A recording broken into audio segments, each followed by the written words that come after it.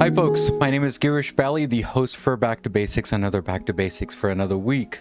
Today we have a guest, exciting guest for me actually, because it looks like I'm a kid in a candy store meeting this guy, from TV actually. So he's from SharkTank, and he's one of the guys who came up with a edible spoon. Could you imagine? Edible spoon.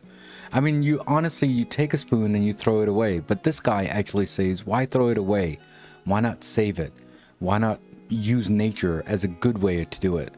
So I have Dinesh here talking from edible spoons, and we'll get into where did he come with that name, and how is the process, and what's going on with the new entrepreneurship after Shark Tank. So how about that? So Dinesh, how are you? And thanks for coming to Back to Basics. Hi Girish. Thanks for bringing me in here. It's really wonderful. And thanks for the super kind introduction. Yeah, I'm just a small entrepreneur. I'm not a really big guy yet. So my biggest passion and goal is to make the biggest impact, not myself. But yeah, thanks for having me here, and I'm looking forward to this. Thank you. So before we start to the whole details of your entrepreneurship journey, what does Back to Basic mean to you? Back to basics means, like, no matter how big you grow or how slow or fast you're growing, you have to have your whys first clarified. Once you have those whys, that's a basic question, right? Why are you doing this? The how, what, when will come later. So I believe back to basics, like, literally say it gives every single thought or an entrepreneurship or a job or anything that you do in your life always starts with a why, right? Yeah. So that is the most important from my perspective, what a basic need is. Yeah. Dinesh, thank you again for answering that question. It's great to have you again on the show. So let me ask you this. Did the invention came first, or the title of your company came first? Which one came first for you?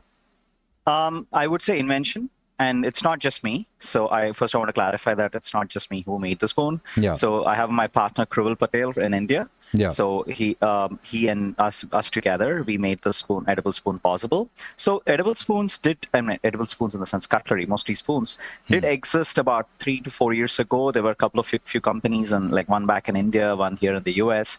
They tried to get into the market, but one big challenge that they faced was the manufacturability. I mean, like, literally anyone, if they spend some enough time, they can actually make an edible spoon at home. But the problem is manufacturing them at scale. That was the challenge that most of the companies earlier faced. And as engineers by background, Kruvil as an industrial engineer and myself an electrical engineer, and with our own investments, literally I had to sell my home in California to build up the facility back in India. So with the engineering background and the money that we got through selling our home, we were able to build up the machines. It took some time. It was not easy. It was like, I think it took close to 80 plus trials. And because the hardest part was the strength versus biteability. You can't make it too hard just to make it use as a spoon. Neither you can make it too soft so it's easy to bite. So that was the hardest challenge for us. And yes, so the product did come first, rather than, I would say the machines came first, then the product, then the marketing. Yeah. So thank you again for that. When I was talking to other people before this podcast, right, and I said that you're going to be on the show, you know what the first thing that they actually said is that this kind of item was already there years ago. I think it's, is that true or is that false? What are your thoughts on that? It is true. So Bakey's was one of the first companies which became super famous with this product, but they are not selling anymore, as I mentioned, because of the manufacturing challenges. And we tried to reach them out first to help them out instead of starting our own company. But our rapport was not, I don't want to go into the details, but it was not successful when we actually... No. We don't have to go to the details at all. Yeah. So basically, we looked into what didn't work there.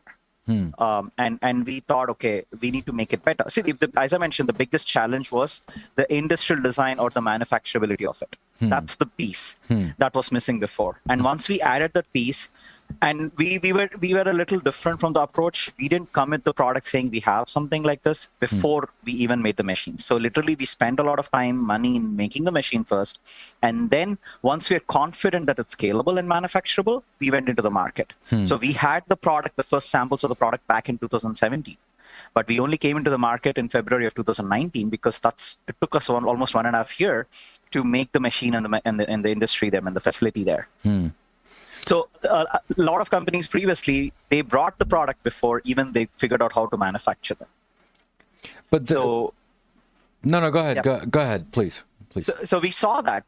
We actually noticed those companies were not able to manufacture. So we actually went ahead and did the manufacturing first and then brought the product back into the market. You know, Dinesh, let me ask you this here, because, one of the sharks, I don't know who said it, but they did say that plastic spoons are cheaper than this one, which is a fact because it's going to be, it's a fact. It's cheaper to make, right? So how hard is it to take away from that and bring this to the equation? Because investors, when I'm saying investors, I'm talking ShopRite or Whole Foods and Costco's and whoever, right? They're going to say that this product is going to be expensive. So what are your thoughts on that part? You're absolutely right. In fact, the Shark Tank goes on for almost 1.5 hours. I think my pitch went on for close to 1 hour 40 minutes. They only show 20 minutes out of it. Right. So there are a lot more discussions that went through which got edited out. Sure. So yeah, it was our biggest challenge. So initially when I got the products out, it was at 35 to 40 cents per spoon. It was actually quite expensive because, I mean, the scale was so small and this food material. By the way, as you mentioned, right, the plastic is a byproduct of petroleum. That's right. I mean, the crude oil. Right. So it's a byproduct. So it's super, super, super cheap. Literally at a food service, if you're literally selling like 1 million spoons to a stadium, it's only like less than a cent or a cent per spoon. It's so cheap. But the problem is, I want to go back to this basic question, right?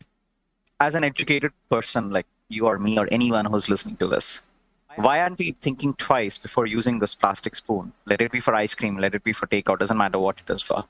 Why aren't we thinking twice before using that spoon or fork or straw for just 10 minutes of a comfort when we know that it's going to stay in the environment for thousands of years? But you know, it's basically what I'm trying to say is that thought process started my company. And when I pitched this product as a purely sustainable zero footprint or zero plastic alternative, I came across the cost issue, as you mentioned, and as even the Shark mentioned, or even any investors mentioned. So the way we went around it is converting the thought process of people, and it's an education. That's the hardest thing, right? It's not. I'm not just selling the product. No. I'm trying to change the behavior of the shop or behavior of the consumer when they're using it. So we converted it to a topping. Like for example, you go to an ice cream shop, you put fudge or chocolate or nuts on it. You pay 50 cents extra for those, right? They're not free. So once we convinced the ice cream shops, we started with a very small like local ice cream shops in San Francisco and other places in Hawaii, and even some in New York also there was this acai bowl shop. So once we told them, hey, you're taking the spoon from me at 30 cents and you have a capability of making it 50 cents when you're giving it to the customer. So that upsell strategy is attractive because they're going to make money out of it as well as be truly sustainable. So it's a win-win situation. So my experience in the last 3 years of selling this product to the companies, I realized no matter how sustainably focused that the company is, in the end, the super hard truth is money. Are they going to make extra money? Let it be through PR, let it be through the goodness of having edible spoons in the store, or let it be through the upsell strategy. So that's when we kind of started integrating that financial model into the sustainability model. And only then we wanted to go pitch. So that started working. Like recently, we finalized a partnership with Dippin' Dots. I thank a lot for them. They're one of the biggest chains of the ice cream chains who came on board as soon as we started talking with them. Like it took us like 3 to 4 months to get the process started and all. But that's what I need to know, right? Like a Dippin' Dots, you're going to like say Six Flags or any zoos or aquariums where Dippin' Dots are there, and in any amusement park or anything. Yeah. You go there, you pay $5 for the cup of Dippin' Dots. And if they're going to increase the price by $5.30 in that amusement park, you wouldn't really think too much about 30 cents. And in fact, you're always hungry there. So it's an additional snack too. It's not just an ice cream. Of course. But Dinesh, let me ask you this, right? There's a person that I interviewed on my season 1. His name is Ved Krishna from India. We talked about environmental, okay? And he has a company called Paka Limited, okay? And what he has done is he is trying to build let's say a fast food a box or plastic, like when we go to McDonald's and we get a plastic cover for the bun, right? He has made that as paper and cardboard, right? Which is kind of safer and cheaper, right? But his point is going to take at least 100 years to eliminate plastic, right? In order to get that. So what are your thoughts on that part? And I want everyone to listen to that episode on season 1 from Ved Krishna. So if everyone wants to listen, you can listen to it too, Dinesh. So what are your thoughts on that? Go ahead. I would absolutely agree with him because unfortunately, because of the consumerism trends that has happened in the last few decades, we have been using plastic at a ridiculous amount. And unfortunately, COVID has increased it a lot. The facts are right now, US alone disposes 100 million plastic cutlery per day. It's not an easy task to go against. No, it's not. It's not. But again, we should not give up, right? So the whole point is I keep telling this to a lot of people I speak with. What I noticed was people want companies and governments to implement changes. Companies want people to change their needs or actions, and investors just want the returns of money. Where in this vicious cycle, the planet has been left behind, and it's very hard to go change that. It's so easy to go pitch an investor or a company that I'm going to give you something that you can make extra money out of, but it's going to be super hard. Hey, do spend a little and make it better for the world, because in the end, no matter. I don't want to be like a negative person or like, someone who says that it's not going to happen. But these are the challenges that as younger generations who are listening to this or even looking into this, these are the challenges that they can take up. See, I was an angel investor even before I started this company. Even I was thinking typical Silicon Valley mindset. Oh, let me invest in this small startup where I can which can be the next Uber, next Airbnb. I'll make this much money, that much money. But one fine day, a lightning moment said, if I make millions or billions, and in the future, if my kids are not going to even be able to live properly because there's so much of microplastics in the air they breathe, in the water they drink, and the food they eat, what's the point of me making so much money for them? That's right. Coming back to that question of why, right? So it's a basic need. So right now, you and I are very happy. We are also consuming about 1 credit card sized worth of microplastics per week as of now, because nature is very smart. It's not going to just say, hey, okay, just dump whatever you want in me. It's recycling it or it's churning it out and putting it back to us in our food chain. So our air we breathe, the rain that we get, everything has microplastics. There was a scary study recently that even babies' poop has microplastics in it. So, and how worse it's going to be. So my whole point is, as a regular engineer in the US, making some money, saving some money, investing in the right places, and also angel investments, I had a hard stop. And I thought, what is the point of all this if my children are not going to live better in the future? So again, what I'm trying to say is this education is needed. And I believe it's happening because especially most of the people who are less than 25 years old whom I speak with, they don't have any issues with this, spending their extra few bucks to, not put another plastic spoon in the planet. But again, unfortunately, we don't have buyers who are that young in this industry. So it's the challenge is to make them understand that there is a need. And one way that we can actually make them look into us is by letting them know that because of the upsell strategy, they can make extra bucks. And that will indirectly help the planet. And it's a win-win situation for all. So Dinesh, I mean, from a consumer point of view, I don't see it. But from the outside the box, are you saying that Gen Ys and Gen Zs, they're fine with spending a little extra? And I think baby boomers and Gen Xs, we still hesitant to spend extra. Is that what it is? Yes, because we're rationalized. Again, I mean, I wouldn't blame our older generations No, for no, no, not of course not. understanding this. No, it's because they're not aware of it. The awareness That's is what right. matters, right? So the newer generations, they know about climate change. They know about plastic pollution. So they want to act on it, or they want things that will help them not do that, because it's their future. Like literally, right? My 7-year-old son, I don't know how hard it's going to be when he's going to turn 25, 30.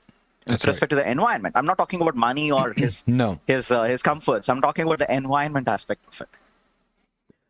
So Yeah, I've seen a lot of kids. Like literally, I was super happy when few kids, like college going students or even high schoolers, when they told me that they put the edible spoons, they're individually wrapped, they put it in their purse and they go to the ice cream store and not use a plastic spoon but use an edible spoon from us. So that's what I need, because the action is what matters. It's not about me selling hundreds of millions of units. I want to make sure those hundreds of millions of units need to replace the hundreds of millions of plastic spoons. Of course, of course. Yeah. So Dinesh, let me ask you this here. Obviously, this is your new entrepreneurship, journey, right? So do you call yourself an entrepreneurship, educator, or environmentalist? Why can't I be a bit of all three of them? Right. So, yeah. So again, I don't consider myself as like anything, either this or that or this. But it's just that whenever there's a need of it, right? Like for example, when I started selling these, I had zero experience in the food industry. So I signed up for like 9 trade shows in 1 year, and they're very small trade shows. They're not even the big ones, which are super expensive to go into. Some of these trade shows are like very regional and local. I just have to call them and ask them for a free booth or a free presence or free pitch there. And I learned the industry by meeting about close to 3,000 people in my first year, because I'm an engineer by background. I have zero experience in how the food industry works. So I learned it by myself. So that kind of gets into my entrepreneurship side of it. And my 2 years of research on plastic pollution will give me some heads up on the environmental aspect of it, the environmentalist aspect of it. And the third part, I think you mentioned educator. So yes, I had to educate people to sell this, so I had to be an educator too. So it's basically a typical entrepreneur who has to wear multiple hats.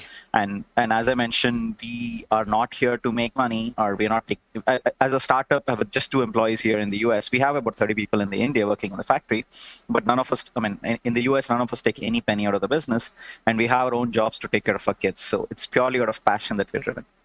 But Dinesh, let me tell you this. Any entrepreneur comes up with something new. We all know that, right? And we all have to go and pitch whatever that pitch is for whatever that product is, right? And then they'll say, okay, I'll go for it, or no, I won't, right? But with your pitch, it seems like it's going to be a lot of education to that person. Don't you think people, they get too much information, they get put off? Again, that's the art of dealing with people or selling, right? That's right. It's an art of selling, I would say. So, I mean, I made a lot of mistakes too. Initially, I was too focused on sustainability because that's what my passion is about, and environment. But then I realized the people whom I'm speaking with might not speak the same language as I do.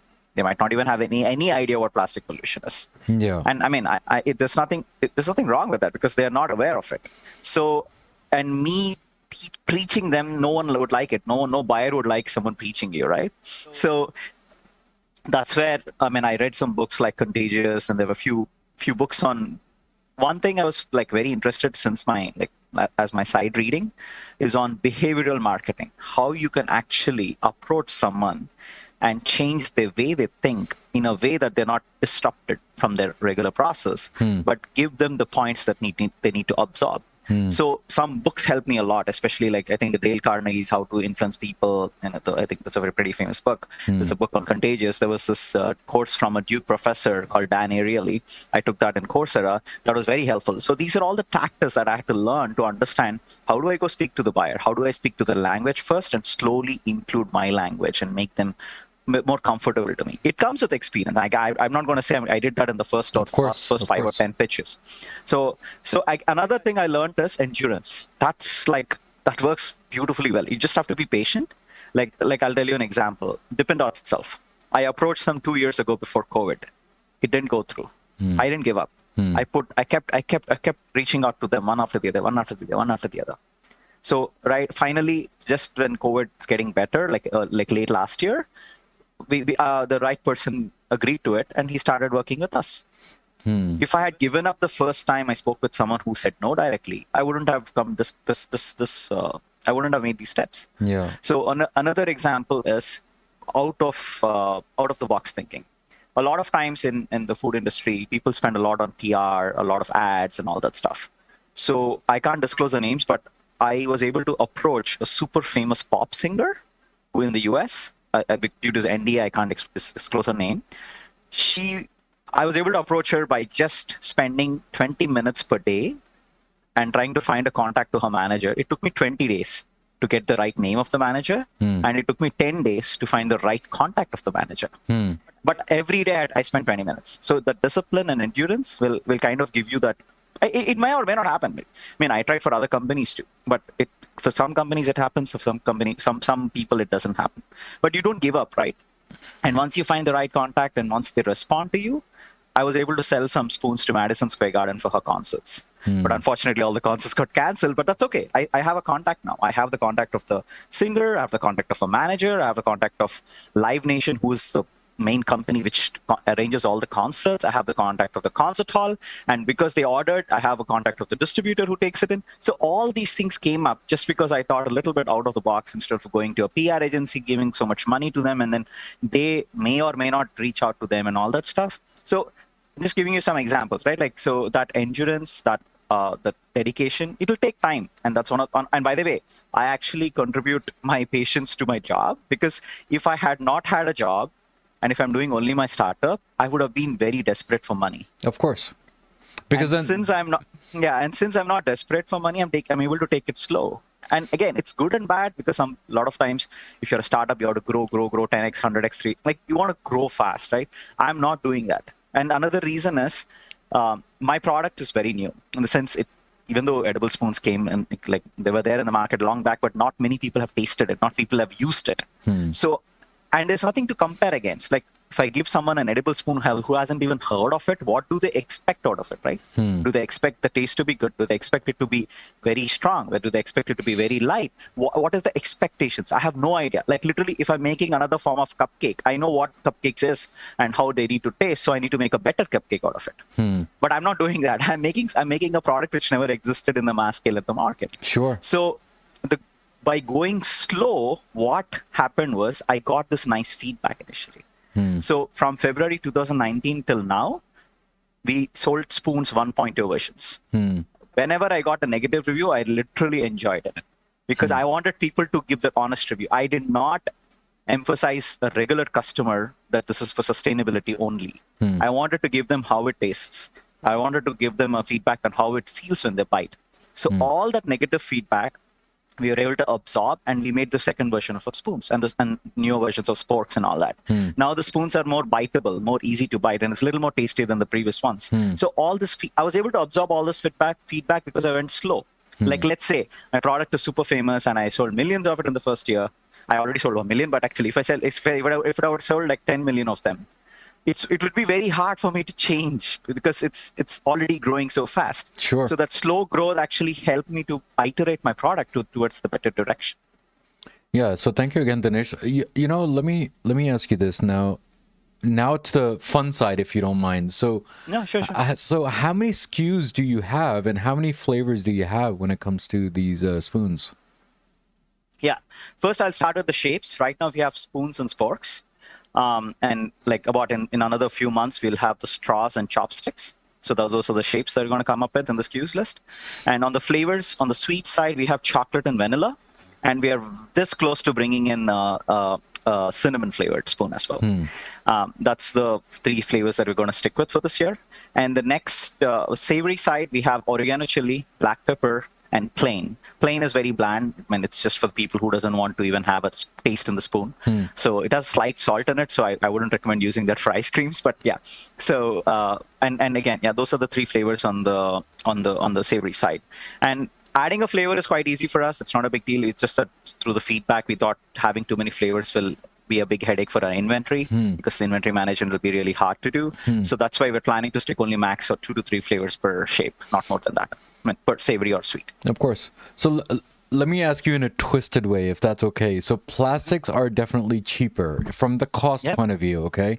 Yes. And these spoons are definitely a little expensive on the higher side, right? And now you're going to have multiple SKUs. Don't you think that you're going to have some loss?